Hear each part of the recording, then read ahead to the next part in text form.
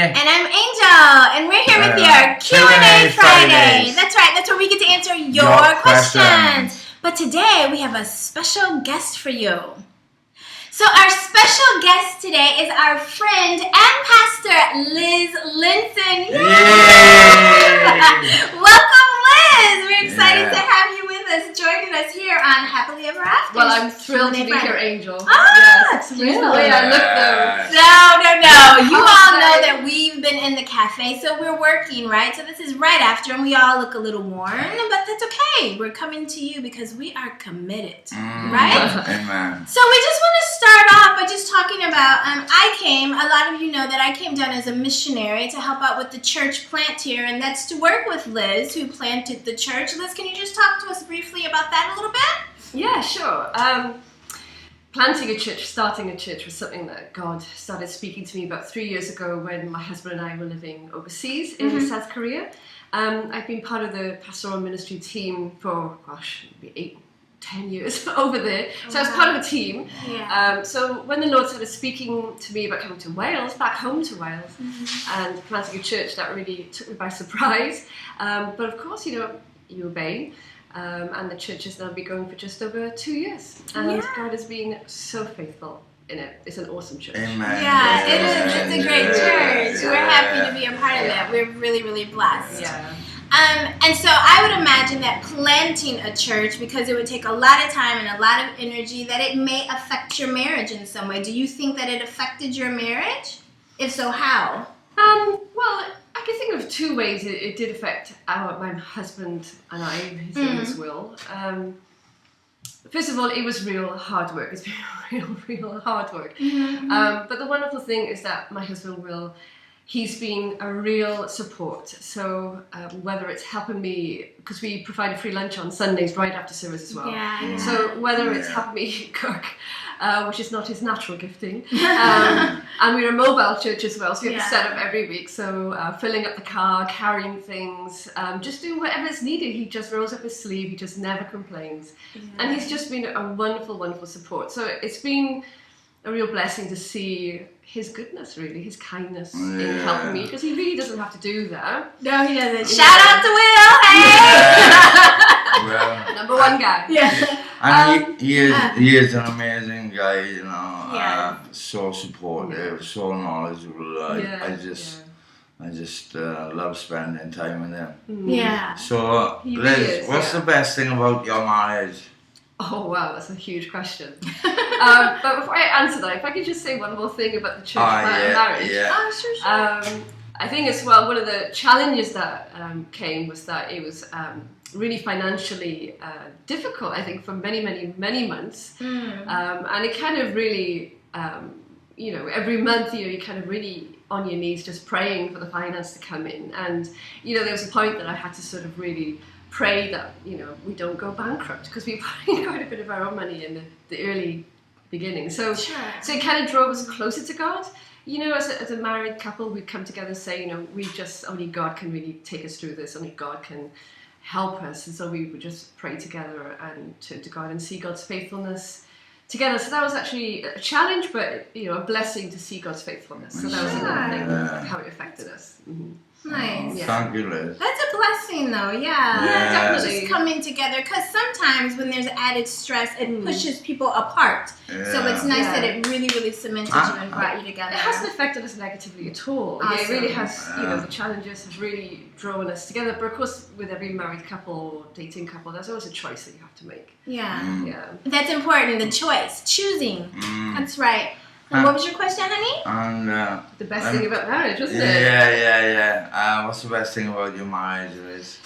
Wow, I think it's Will. I feel so blessed. I prayed for so many years for the right choice of husband, and he's a wonderful Christian husband, very kind, very generous. So I think I just feel very blessed to have him as my husband, So and you really suit each other, because you really want the best out of everyone. You push everyone. You want the best out of everyone. You made up your own courses, your own passion for purpose supporting course, you with that.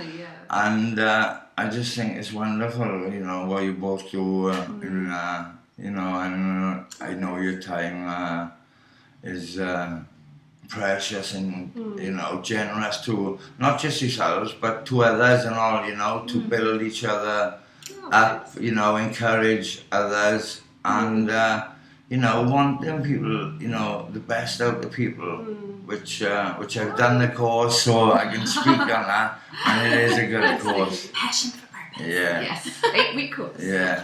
Define your purpose in life. Yeah. Thanks, Nikki. That's really kind of you to say that. And it's interesting because my husband and I are so different in our personality, and I'll mention that again in a few moments. But yet our values, our heart is the same. Yeah. So we just develop That's people. nice. And ours was the same too. Our core value was love, right? Showing love. But I was when you do this passion for purpose course, you have the what's the letters? The Myers-Briggs type. Oh, that's a different part. Yeah. So I don't remember what your letters Yeah, were. but I got one same as well. Yeah, you were One of extra. them. Yeah. I remember you were extra. That's something. You were the entertainer. I remember that. Yeah. You were and Big Will. Yeah. Anyway. So on to the next question. So what's your biggest challenge? You know. When you get married, you mean?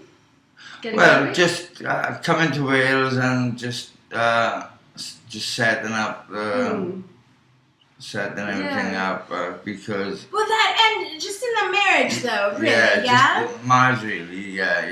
Yeah. I think in both sort of church planting or marriage, it takes a lot of trust. So, you know, really, it really does. Because, you know, we came back to Wales, and although I'm from Wales, Do you see our look, there's folks? something going on here right now. Sorry. No, it's okay. You know, we moved to a town that I've never lived here before, you know, didn't know anyone, and God said, go and plant a church, you know, so you kind of have to really trust God for everything and everyone that you need to make it possible. Yeah. But the biggest challenge for marriage, I think, my husband and I, we've been together now 10 years, been married 7 years, and I think, especially the early years of marriage, I think we go into it, I think, with this ideal image of maybe what a husband or a wife is going to be like. And then we discover that they're not perfect. And at the same time, we discover that we are not perfect. So I think one of the biggest challenges for any couple, same with myself when I first got married, is just we are just so selfish. We're such selfish creatures. And so I think that's the first challenge, is kind of, you know, the saying says, as iron sharpens iron, so, you know, as humans, we sharpen each other. Yeah. And I think marriage, you sharpen each other, you kind of sharpen each other's rough edges off each other over time, at least, if you allow that to happen. I think that we're starting to see that, yeah. That's nice. So I think so, yeah. So, you know I've changed.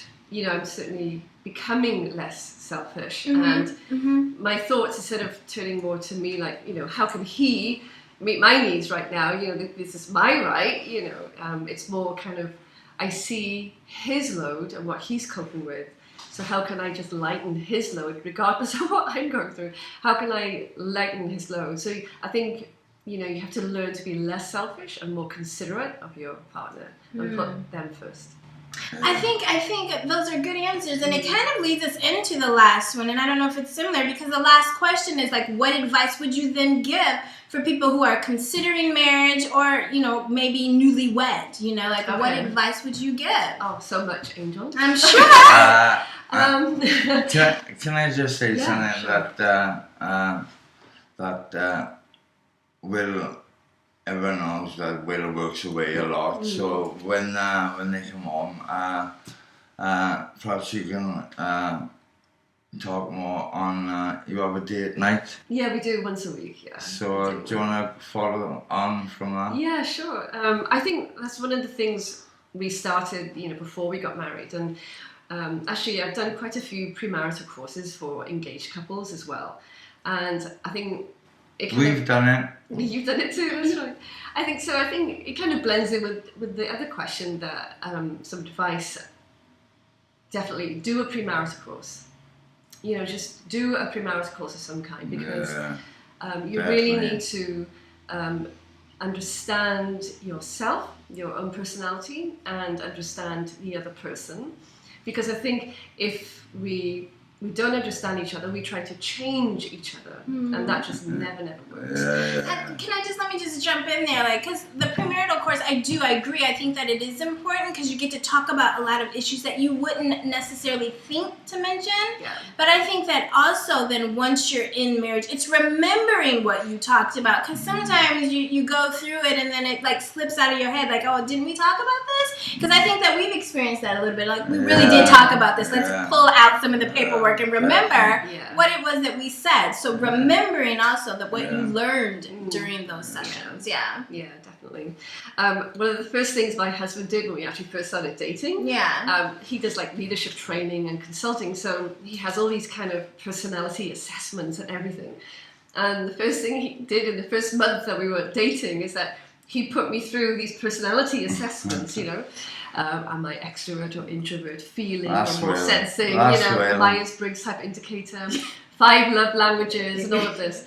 And I always kind of joke, I never knew who I was till I met my husband. But then, I kind of learned more about how I am and how I react to situations, how I think, how I respond, and how he thinks and responds. So actually that was really, really, really useful. I mean, these are just, regular assessments and not Christian, though you can get Christian, of course, but and that doesn't matter what kind you do. But really, I think make an effort and, do some research, learn about each other, because that will help you understand. So, for example, I'm a very quick decision maker, and my husband isn't. So, because we had done these assessments together, and I kind of knew that he was a slow decision maker, and he likes to sort of look at all his different options, and then think about it, and then think about it some more. When we go shopping together, because I understand that's how he is, and I can't and shouldn't change that, I'll just go shopping with him, bring a book, and I think to myself, oh, he's not going to make a decision today. Don't get upset. I can go in the shop, think, that's what I want, won't change my mind, that's it. But he'll go and browse around half a dozen shops, think about it for 2 weeks. That's like me. Need to see all the options. Yeah, that's right. But because we've done that assessment, I knew that about him. No, it doesn't. So these kind of practical things. So get to know each other. Do a premarital course. Start the conversations about topics you wouldn't normally talk about. Do some assessments, and then newlyweds. Going on to your question, Nikki. Have a date night every week. Have a date night. So it used to be every Monday. Non-negotiable. There's a prayer meeting now. It's moved to Tuesday. But just spending that quality time together. Just go out, have a meal, go to the cinema, do something, go for a walk. It doesn't really matter. Don't have to spend money. But you've got to set aside. You put it in your diary like an appointment. You're making that effort. You have to make that effort. You have to spend that quality time. And what I have found is that if we sat opposite each other on a table, looking at each other, instead of maybe sat next to each other on the sofa, if you're facing each other, you will have more fruitful conversations because you're facing each other than if you just sat side by side. So I found like having a meal together actually sparks conversations. All right. That's been really wonderful. Thank you. I think we're going to start on a date night. Well, we have been doing a date night. Now, it hasn't been regular. But like Liz just mentioned that, you don't have to spend money. You don't need money, Very important, But we go for a walk or down the beach. And leave your phone at home. And that's a date night. And vibrate if you have to. No, I left my phone at home last week when we had we went somewhere. Yes, he did. But I think for it's the okay. first time. If you don't have children, you can do that. But if you have children or a situation at home where in an emergency, sometimes you have to bring your phone, but you can put it on vibrate. I prefer him not to bring it, and I will just say that because his phone rings all the time. Right? So, and if it vibrates, I know he'll answer it. So, I leave my phone at home. It's just a couple hours, just with me and Tim. So, I prefer that for us. I really, really do. Yeah. Okay. Yeah. So, I think, if you're getting married, just understand it's not about you. It's about loving the other person and seeking to understand them better and, pouring into their life to bless them, to be a blessing. Have a date night. Have a date guys. night. That's right. So Yes, I think that was great. Yes. I love this last thing that you said, pouring into each other to bless them. It's not about me, it's not about Nikki, it's not about you, it's not about Will, it's about each other and coming together as one. Absolutely. I could just close on this. My Yes. husband, if he were here, this is what he would say. Okay? You know, every time you say something kind or nice or positive to your partner, you're putting like little credits into your love bank account. But then kind of when we sort of lose our rag or get impatient or have a not such a nice moment, it's kind of like we're taking out 10 credits out of our love bank account. And so it's a lot harder to build up that credit again. You've got to put a lot more positive comments to rebuild it up. But a negative word or an argument really takes out a large deposit. So think of, you know, how you react to each other, your words and everything, and think of it as a love bank account. Okay. that was beautiful. Nice. I love bank Yeah. credits. That's what you said, right? How many credits have I got out? Yeah. You have a lot of credit. Let's talk about it later. I lost a few. I lost a few the other day. But That's okay, so did I, But tons. I'm back up. But Yes. we just like to thank Liz for Thank her you. time You're and welcome. answering questions. Really thank you, Liz. No problem. Yeah, we And, appreciate it. We really enjoy having appreciate guests. it. Thank you. Anytime. And I'd like to shout out to Liz's husband, Will. Will, who's, where is he? He's probably flying from South Korea right now. He's back tomorrow. So he's on a plane somewhere, but he does watch us. So all shout out, big shout out to Will. Will. Hey, love you, baby. Yeah. All Thanks, right. Will. Yeah. So, thank you guys for taking Thank your you. time in Thanks so much. watching this and watching our pastor Liz giving advice and just answering our questions. Yeah. So we just thank you all. Thank so you. and we ask you to take your time in investing in your partnership. You know, as And Liz- not just married, because you're not all married. Invest in your friendships too, yeah? Yeah. Yeah. And that's, thank you. And as Liz said, you know, sit opposite each other because eye contact is very important. Yes, and, it is. You know, it's as Liz said, you get a more fruitful conversation. So we just thank you guys. So take care. God bless. Love you all. Bye. Bye.